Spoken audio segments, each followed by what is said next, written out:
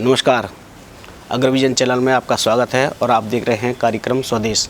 एक ऐसा कार्यक्रम जो भारत को और भारत की संस्कृति को और भारत के आस्था केंद्रों को और उन महान विभूतियों के बारे में बात करता है जिन्होंने देश को महान बनाया और सर्वोपरि बनाया। और इस पर आज बात करने के लिए हमारे साथ हैं डॉक्टर नंदकिशोर गर्ग, जो एक समाज सेवी हैं।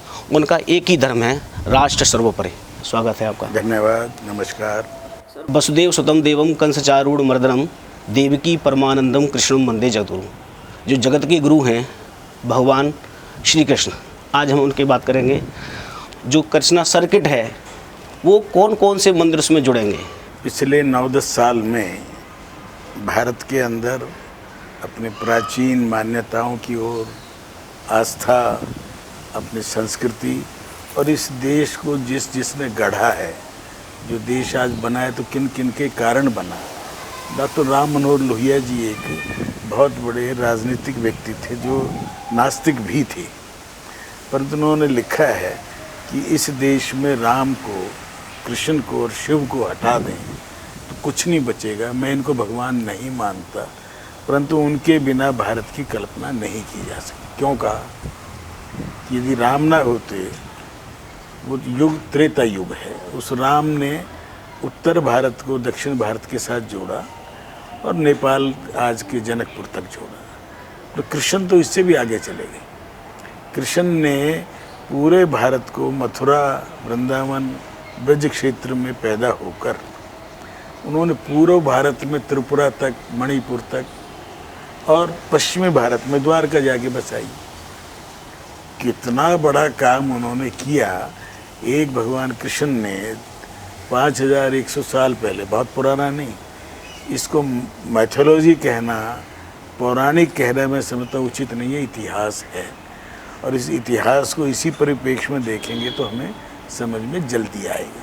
भगवान ने गीता के माध्यम से जो संदेश दिया, और गीता ये भी कहा कि मैं पहली बार नहीं बता रहा हूँ, ये गीता सबसे पहले सूर्य भगवान को मैंने बताई थी। उन्होंने क्या कहा, जब जब धर्म की हानि होगी तब तब मैं दुष्टों को समाप्त करने के लिए और पापियों को जल मूल से नष्ट करने के लिए मैं धरती पर आऊँगा। वो वायदा किया उन्होंने, और स्वयं आकर कृष्ण के रूप में, बाल कृष्ण के रूप में ही उन्होंने अपनी सारी चीज़ें दिखानी शुरू कर दी, पूतना को मारकर और अल्टीमेटली मामा कंस को मार के, और पूरा मथुरा और उसके आसपास का क्षेत्र राक्षसों से विहीन किया। परंतु मगध का जरासंध, शिशुपाल, वो लगातार आक्रमण करते थे।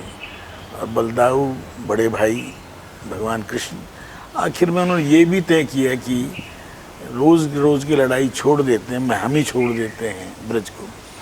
इसीलिए वो रण छोड़दास भी कहलाए। तो गए कैसे थे? ये अरावली पर्वत है जो दिल्ली के पास से जा रहा है, और ये पर्वत जाके गुजरात तक गया है, राजस्थान होकर। इसीलिए रण छोड़दास कहलाना उन्होंने ये मान के ये रण भी छोड़ दिया, परंतु इस देश में शांति चाहते थे। उसके बाद भी शांति नहीं हुई तो फिर महाभारत के माध्यम से जो कुछ हुआ सबके सामने हुआ। जरासंध को कैसे मारा वो सबके सामने हुआ। परंतु कृष्ण का सर्किट एक तो ब्रज क्षेत्र है, ब्रज क्षेत्र के अंदर मोटा मोटा आज का मथुरा, उसके आसपास के आगरा, ऊपर के जितने ज़िले हैं इटावा तक, जहाँ जहाँ थोड़ी ब्रज भाषा बोली जाती है, मैं समझता हूँ ब्रज सर्किट है। परंतु भगवान कृष्ण की लीलाएं, गिरिराज जी, गोवर्धन जिसको बोलते हैं, कोसी और उसके आसपास यमुना नदी और गिरिराज पर्वत, ये दो ऐसी पहचान है जो मुगलों ने सभी मंदिरों को जब तोड़ दिया 13वीं 14वीं शताब्दी में, ये दो चीज़ें ऐसी बची जिसको चैतन्य महाप्रभु बंगाल से जब आए तो इन दो चीज़ों के माध्यम से उनको अंदाज़ा लगा, टूटे हुए मंदिरों का पुनर्निर्माण कराया और उनको लगा कि ये ब्रज क्षेत्र यही है। तो क्योंकि ना तो पर्वत हिल सकता था, ना यमुना बहुत बदली थी, यमुना ने थोड़ा बहुत अपना बदला हुआ चलने का रुख। तो मैं समझता हूँ कृष्ण के जैसे अभी काशी विश्वनाथ कॉरिडोर बना, लोग कल्पना नहीं कर पा रहे कि उससे 15-20 गुना व्यापार भी बढ़ गया, आस्था भी बढ़ गई, लोग जा रहे हैं। अभी अयोध्या का भी जनवरी 2024 तक मैं समझता हूँ कि मंदिर का जो ग्राउंड फ्लोर जब चालू हो जाएगा और पूरी अयोध्या पे 32,000 करोड़ रुपया 2033 तक खर्च करेंगे। अयोध्या का सारा पिछली बार मैंने बताया ही था। अब कृष्ण जन्मभूमि, मथुरा, वृंदावन और उसके आसपास के क्षेत्र को भी उसी ढंग से विकसित करने की योजना है। सर 2024 में भगवान रामचंद्र जी का मंदिर अयोध्या में बन जाएगा और लोगों का यह है कि जो अयोध्या है वो तो एक झांकी है, मथुरा काशी बाकी है। क्या मथुरा में भी भगवान कृष्ण का जो जन्म स्थल है उसको हम वास्तविक रूप में देख पाएंगे? बिल्कुल देख पाएंगे, समय लग सकता है क्योंकि कोर्टों के माध्यम से होना है, शांति से करना है, कानून व्यवस्था बनाए रखते हुए करना है। तो सबको तो समझ में तो आ गई है सबको। अब मुकदमे भी अब डे टू डे हियरिंग पे लग गए हैं। अभी मैं पिछले ये 2 महीने पूर्व गया था जन्म स्थान का जो देखने, साफ नज़र आ रहा है कि मस्जिद उसके ऊपर सुपर इम्पोज करके एक हिस्से पर है। समझदारी से काम लें सभी इस्लाम पंथी भी, क्योंकि इस्लाम में क्या लिखा है, जो डिस्प्यूटेड लैंड है वहाँ पर की हुई नमाज लगती नहीं है, मतलब भगवान उसको स्वीकार नहीं करते, खुदा स्वीकार नहीं करते, ये स्पष्ट है वहाँ। और ये बात मक्का मदीना से अटल जी के समय भी भारत में आके वहाँ के जो चीफ थे उन्होंने कहनी थी अप्रैल में, और चुनाव जल्दी कराना मजबूरी थी या जो प्रभु की इच्छा नहीं थी। तो मैं समझता हूँ कि अयोध्या, मथुरा, माया, काशी, कांची, अवंतिका, ये हमारे 7 पुरियाँ हैं। तो अयोध्या सबसे पहले नंबर आता है, इस सिस्टम से चल रहा है भगवान। जी जी। फिर मथुरा आएगा, जी। माया हरिद्वार को बोलते हो, चल ही रहा है काम वहाँ बड़े तेजी। और काशी, कांची, अवंतिका काम हो गया। कहा जाता है सब कि राधा तू बड़भागिनी कौन तपस्या कीन, 3 लोग तारन तरन सो तेरी अधीन। तो क्या कृष्ण के भगवान के साथ हर जगह राधा जी जुड़ी हैं कि जो राधा जी के स्थल हैं वो भी इसमें शामिल होंगे? नेचुरल है। राधा का भी एक, मैं उसको मानता हूँ कि राधा उनकी माया है।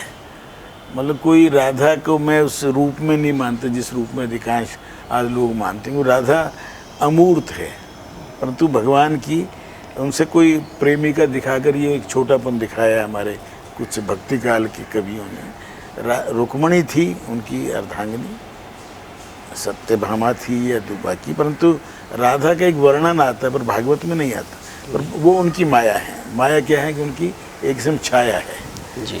और राधा को इस रूप में ही मानना चाहिए, क्योंकि राधा से 9 साढ़े 9 साल की उम्र के बाद उनका कोई मिलन नहीं हुआ है, जो आज भी कथानक बताते हैं। और 9.5 साल की बाल्यकाल की अवस्था में ये मान्यता कि वो साथ खेलते थे या रास रचाते थे, ये सब कल्पनाएं मानता हूँ मैं। इसके कारण से हमारे अंदर भ्रम पैदा होता है। भगवान कृष्ण साक्षात रूप में आए थे और कृष्ण सर्किट अभी सारा जो बाकी बिहारी मंदिर उसके आसपास सब चीज़ों का आने वाले 3-4 साल में, क्योंकि ये एक दूसरे पर डिपेंडेंट नहीं है। जो वृंदावन है, बांके बिहारी जी का मंदिर, वहाँ जो पर्यटक जाते हैं, जो श्रद्धालु जाते हैं, बहुत भीड़ भाड़ सी रहती है। क्या उसको श्राइन बोर्ड में बदलने की बात चल रही है?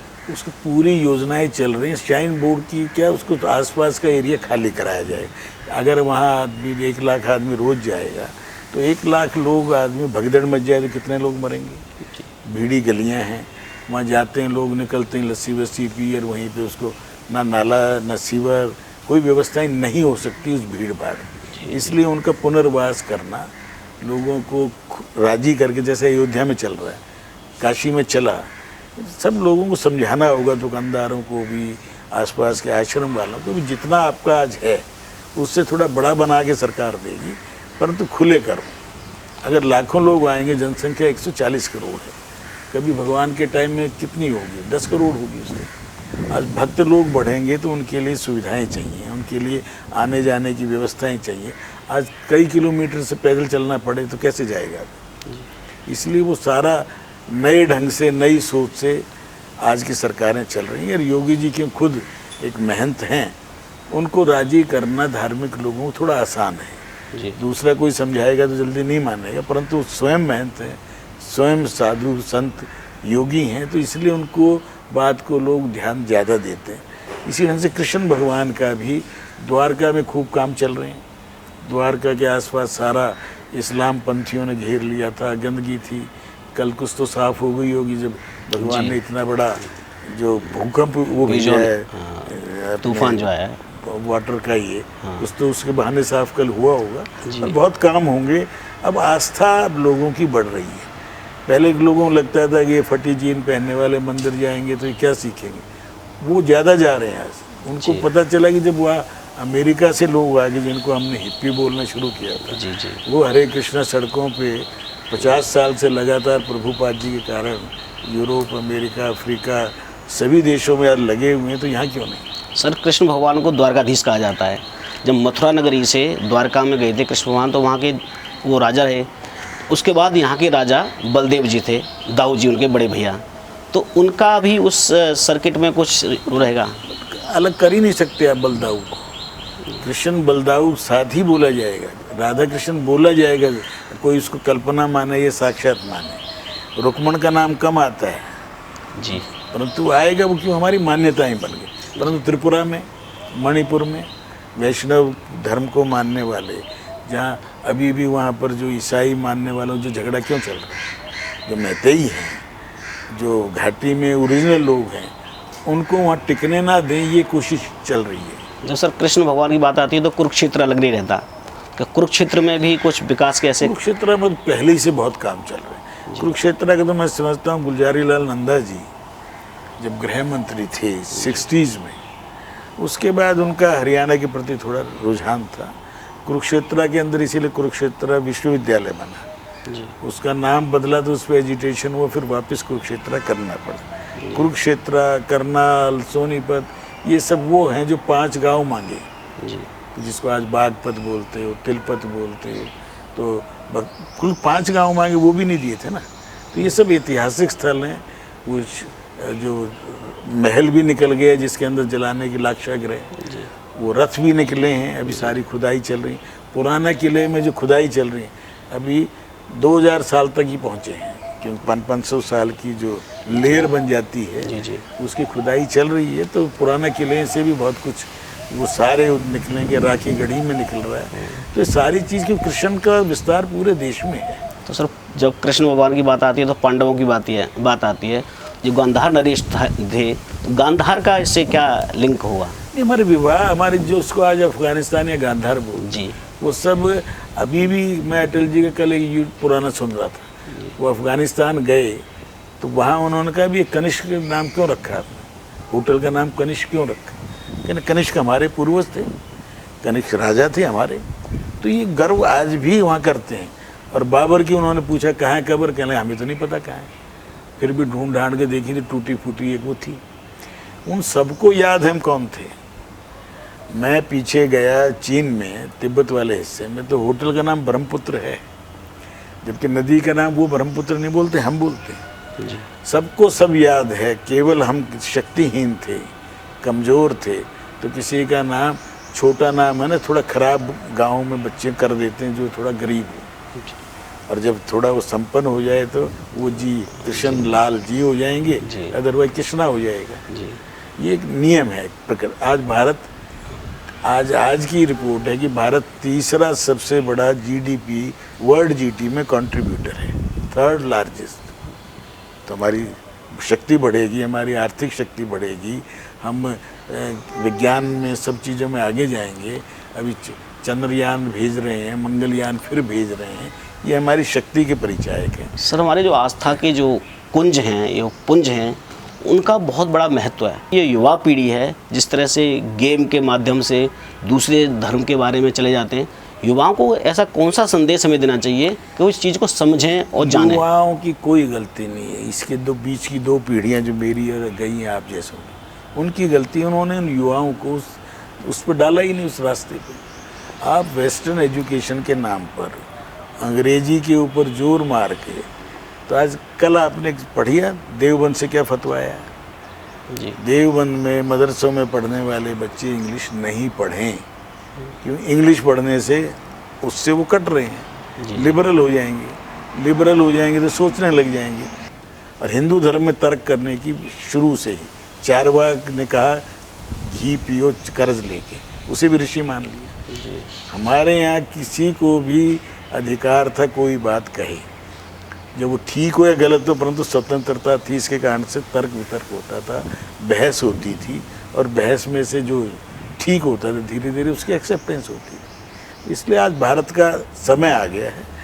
युवाओं से मैं बहुत उनको आप शिक्षा पद्धति जो नई आ जाएगी, उनको निश्चित तौर पर परिवर्तन आ रहा है, तेजी से आ रहा है। जब जो लगभग अनपढ़ है हमारे बागेश्वर बाबा जी क्या भीड़ खींच रहे हैं। जी वो स्वयं भी कहते हैं और पता भी चलता है कि ज़्यादा बहुत बड़ा अध्ययन नहीं उनका, जी जैसा परिवेश था, और बहुत बड़ा अध्ययन हो और आपकी कम्युनिकेशन ही ना हो, जी जी आप शंकराचार्य बन जाएं और लोगों में जाएंगे भी नहीं और चांदी के उस पर सिंहासन में बैठेंगे तो आपको कौन पूछेगा। आज भारत के शंकराचार्यों को हिंदू समाज जितनी प्रतिष्ठा देता है, वो कहने में मुझे दिक्कत नहीं कि नहीं दे पा रहा। पोप को देते हैं, छोटे से इमाम को लोग देते हैं, हम क्यों नहीं दे पा रहे? क्योंकि वो कट गए हैं। और जो समाज से जुड़ा रहेगा, तुलसीदास की चौपाइयाँ गाएगा, भागवत करेगा और आज के संदर्भ में करेगा, आज की व्यथा और कथा जुड़ जाएगी तो समझ में जल्दी आएंगी। तो भगवान कृष्ण की गीता अकेला एक ऐसा ग्रंथ है जिसके माध्यम से पूरे विश्व में